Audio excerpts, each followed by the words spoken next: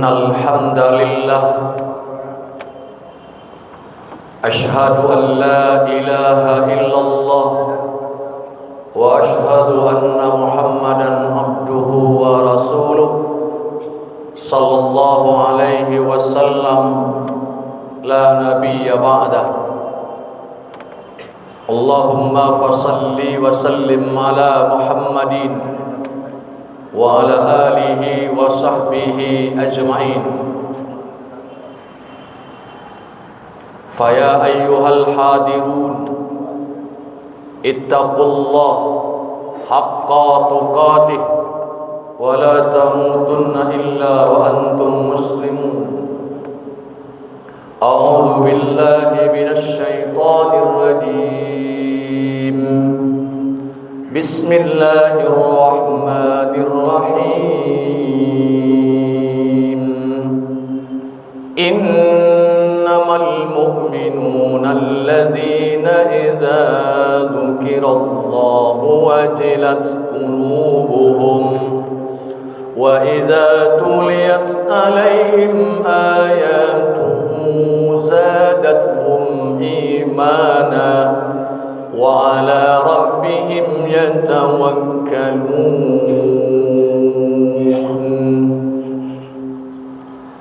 Hadirin jamaah salat khusuf yang dimuliakan Allah, gerhana ini termasuk kepada ayat Allah. Dalam bahasa Al-Quran, ayat itu dimaknai tanda, dan tanda itu dalam bahasa Arab ada dua disebut. Pertama alamat. Alamat itu sudah menjadi bahasa kita, yakni alamat. Yang kedua adalah ayat. Ayat yang dia merupakan tanda penghubung kepada pemilik yang ditandai oleh alamat itu. Jadi ayat kauniyah itulah salah satunya gerhana.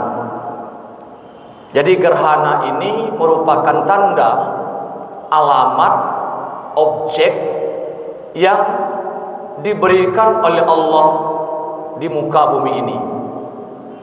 Maksudnya agar orang mencari alamat itu adalah agar mengetahui siapa pemiliknya, supaya bisa berurusan dengan pemiliknya itu. Misalnya orang mencari rumah, rumah ini katakanlah rumah, tidak ada orangnya di rumah. Si pencari akan bertanya kepada tetangga, mengetahui di mana pemiliknya, supaya bisa masuk dalam rumah itu atau punya urusan dengan orang itu bisa selesai. Nah, kalau terjadi gerhana merupakan ayat-ayat kauniyah, hendaknya menjadi alamat penghubung antara kita dengan Allah Subhanahu wa ta'ala.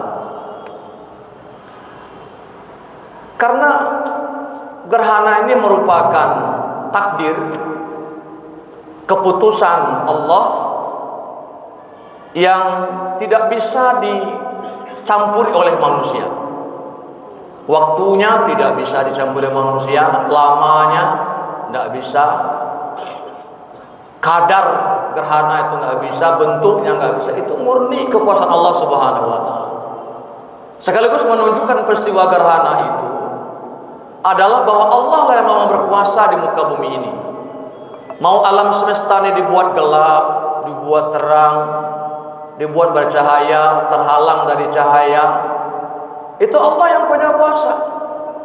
Sehingga harapannya kita bisa sadar, suatu saat kalau kita akan masuk alam gelap, bahwa suatu saat kita akan datang kepada alam yang gelap, yaitu alam kubur.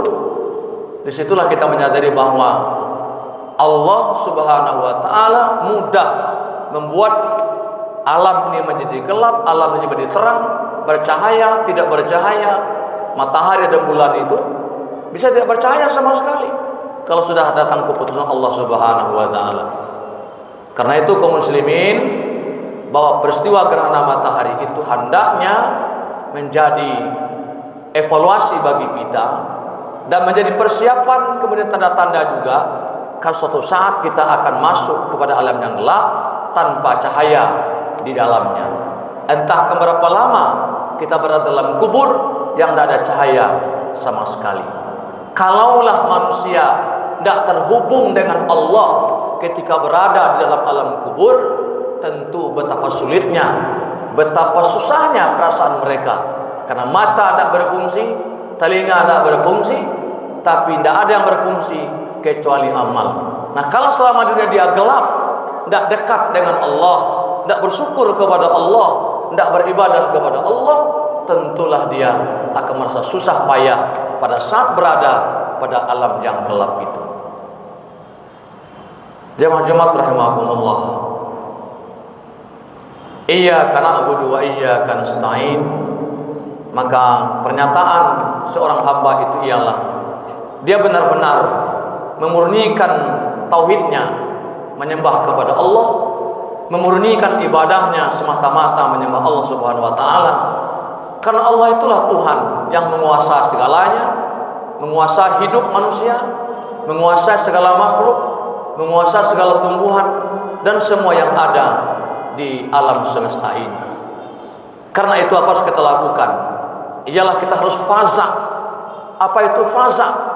Faza ini kalau ada suatu peristiwa kita melakukan sesuatu supaya dapat lebih dekat kepada sumber peristiwa itu. Jadi kalau gerhana ini terjadi, kita harus faza. Salah satu bentuk faza kita itu inilah tadi kita sholat gerhana 2 rakaat, melakukan aktivitas untuk mengamankan diri kita supaya dekat dengan Allah. Kalau misalnya ada orang dikejar oleh polisi, dia mendekat ke polisi itu, dia lebih aman ketimbang lari buronan menjauh. Itu kalau dia menjauh bisa kena tembak, bisa dipukulin, bisa digebuk. Tapi kalau dia nyerah baik-baik, tawakal, Pak saya bersalah, saya ngaku salah, melanggar undang-undang, itu polisi kan tangkap baik-baik, dikurung, dikasih makan, dikasih fasilitas, walaupun dia namanya hukuman. Allah juga begitu. Kalau ada peristiwa tertentu di alam ini, peristiwa gerhana, kita segera mendekat kepada Allah.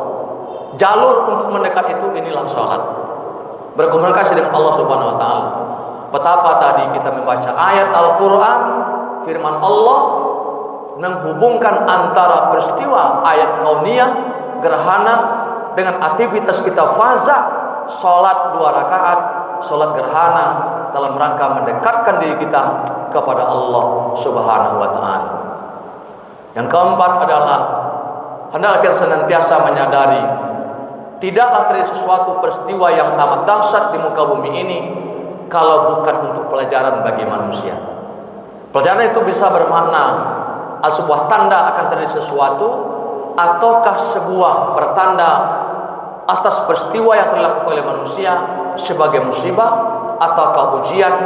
Dan yang jelas dia bukanlah merupakan mistis, bukanlah dia merupakan tanda-tanda yang dipahami manusia seperti di Cina, seperti di tempat lain. Orang memahami kalau terjadi gerhana itu adalah dewa langit marah sehingga dia menutup bumi, dia menutup matahari. Ini keyakinan yang salah, termasuk di zaman Rasulullah. Ketika Rasulullah SAW meninggal dunia yang bernama Ibrahim, masyarakat berpikir ini gerhana terjadi karena anak Nabi meninggal. Padahal nggak ada hubungannya, kata Nabi. Kebetulan pada saat itu ajalnya datang, gerhana juga tiba. Tapi gerhana bukanlah karena kematian seseorang, bukanlah karena kelahiran seseorang. Kadang orang berpikir, kenapa nih bulan sangkok? Ini kenapa nih bulan ini tertutup? Karena ada lahir orang pandai, akan ada mati orang-orang yang hebat. Tidak ada hubungannya dengan kematian, karena kematian itu mutlak dalam ketentuan Allah Subhanahu wa taala. Untuk itu kaum muslimin yang berbahagia, kita diminta oleh Allah Subhanahu wa taala untuk mendekat kepadanya dengan senantiasa menyadari, memohon ampun. Wasari'u ila maghfirah. Segera kita memohon ampun atas kesalahan, atas dosa yang kita lakukan. Sebaik-baik orang yang bersalah adalah orang yang segera bertobat mohon ampun kepada Allah Subhanahu wa taala, sehingga kemudian ia merasa mendapat perlindungan. Allah pasti akan melindungi orang-orang yang bertawakal kepadanya, orang-orang yang bertaubat kepadanya.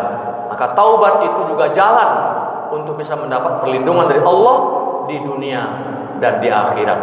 Semoga senantiasa iktibar pelajaran yang ada pada peristiwa ini dapat kita maklumkan ke diri kita masing-masing, agar senantiasa kita bertambah dekat, bertambah media kita untuk mendekatkan diri kepada Allah Subhanahu wa taala.